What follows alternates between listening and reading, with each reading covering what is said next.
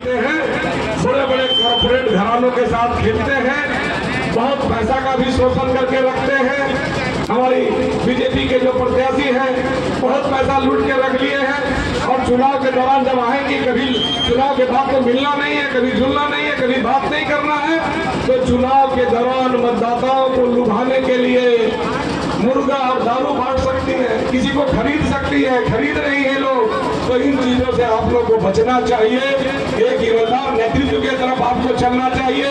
मैं यही आग्रह करना चाहता हूँ, यही निवेदन करना चाहता हूँ, यही आप लोगों से प्रार्थना करना चाहता हूँ कि आप लोग 20 तारीख को एक अच्छे जज की भांति, एक अच्छे जज, क्योंकि जज भी गड़बड़ होते हैं, मैं कह रहा हूँ एक अच्छे जज की भांति, ईमानदार जज की भांति फैसला लेंगे और ईमानदार जज की भांति अपने अंतःकरण से, अपने मस्तिष्क से, अपने दिमाग से सोचेंगे तो आपको लगेगा कि हमें जयप्रकाश वर्मा जी का जो बाल्टी छाप है उस बाल्टी छाप में बटन दबा देना है।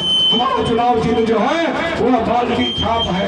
हम अभी उन विषयों पर नहीं जाना चाहते कि आज किन कारणों से मैं निर्दलीय लड़ रहा हूँ। मैं निर्दलीय आप लोगों के कहने पर लड़ रहा हूँ, जनता के आह्वान पर, जनता के आग्रह पर लड़ रहा हूँ। और जनता ने कहा है कि इस बार कोडरमा में हम लोग दशा और दिशा बदलेंगे, कोडरमा का इतिहास बदलेंगे। हम सब बाल्टी छाप पर बटन जमा करके निर्दलीय को लोकसभा भेजने का काम करेंगे और जब निर्दलीय को लोकसभा को भेजने का काम करेंगे तो ये बेटा हमारी सेवा करेगा, हमारे दुख को हरने वाला होगा, हमारी समस्याओं में कंधा से कंधा मिला करके चलेगा। और ये जयप्रकाश वर्मा इतनी योग्यता और क्षमता रखता है कि जब पार्लियामेंट में जाएगा तो वहां पर भी ये दहाड़ेगा, पार्लियामेंट में भी जब जरूरत पड़ेगा तो हर ढंग से ये किसी भी चीज का मुकाबला करने के लिए सफल होगा।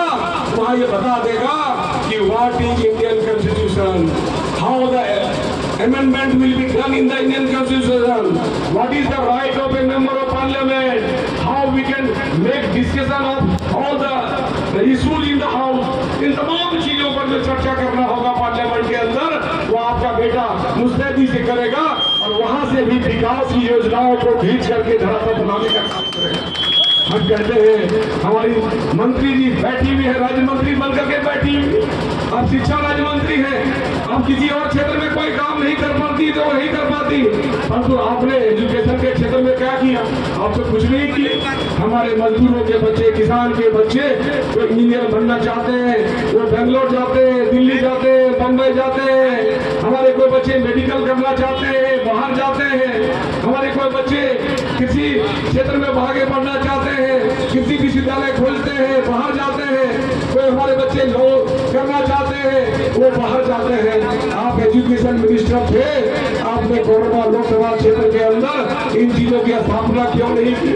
आपको कोई मतलब नहीं हमारे क्षेत्र का विकास हो, यहाँ बेरोजगारी दूर हो, बेरोजगारों को रोजगार मिले, नहीं मिले, हमारा कोडरमा का मायका का अबरक जिंदा रहे, मर जाए, हमारा जो पत्थर का इंडस्ट्री जिंदा रहे, मर जाए, हमारे जो सूरत में लोग काम करते हैं उसके लिए आपको बार बार मैंने भी कहा था कि सूरत से लेकर के गिरिडीह तक प्रत्येक दिन का रेल का परिचालन करवाइए। आप कुछ नहीं कर पाए, आप कहाँ सोई रहती है। हमने यह भी कहा कि सहारा में हमारे लोगों का बहुत सारा पैसा डूब गया है, तो आपने क्यों आज एक्टिव नहीं हुई? सहारा में डूबे हुए पैसे को जनता को दिलाने का काम आपने क्यों नहीं किया? इसीलिए आप लोगों से हम कहना चाहते हैं जो आने वाले दिन होंगे, 20 तारीख का जो दिन होगा उससे पहले परिवार के साथ बैठे, घर में बैठे, समाज के साथ बैठे और विचार मंथन करें कि आपका वोट कहाँ पड़ना चाहिए। अगर आपके मन और मिजाज में ये लगे कि परिवर्तन करना जरूरी है, यहाँ पर तो ऐसे ऐसे भी लोग आते हैं, हम उन विषयों पर नहीं जाना चाहते। वोट की राजनीति कैसे करते हैं? वोट की राजनीति को तो धर्म से नहीं जोड़ना चाहिए, वोट तो विकास के लिए होना चाहिए, ईमानदार नेतृत्व के लिए वोट होना चाहिए। पर वोट के लिए भी लोग धर्म जोड़ते हैं, मंदिर और मस्जिद की बात करते हैं। हम तो कहते हैं भैया पहले जीवन सुधर जाए, पहले जो बढ़ती हुई महंगाई घट जाए।